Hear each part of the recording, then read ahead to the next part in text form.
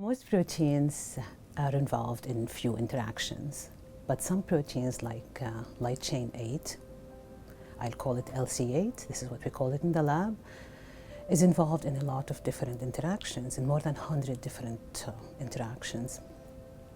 And these interactions are with proteins that range from viral proteins, motor proteins, and proteins involved in cell division.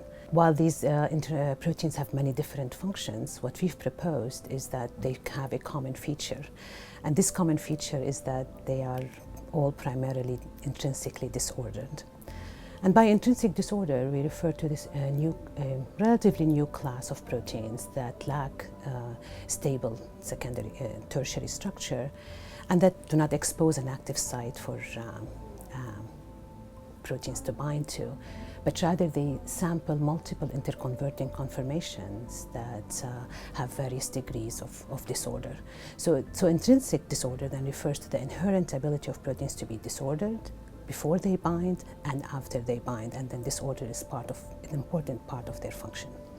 So what is special about LC8 or light chain 8 is that the reason it is essential in the life of the cell is that it binds these disordered proteins and helps them dimerize. So in its binding as a dimer, it brings two chains of its disordered proteins and forms a duplex scaffold onto which other proteins can assemble with higher affinity than when they bind monomeric proteins. To characterize important features of this LC8 duplex, we need an atomic level approach.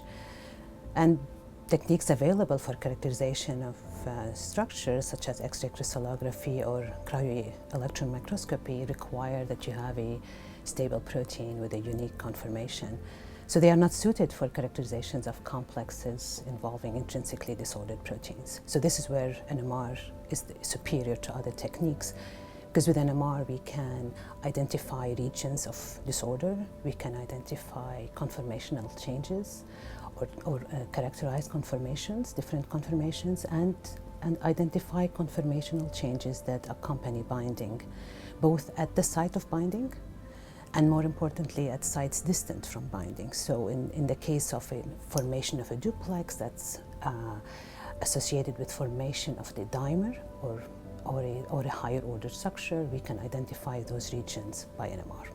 These are exciting times for NMR-based research on disordered proteins. We've been trying to push the envelope in the kind of questions we've been asking regarding complex, dynamic, large protein assemblies.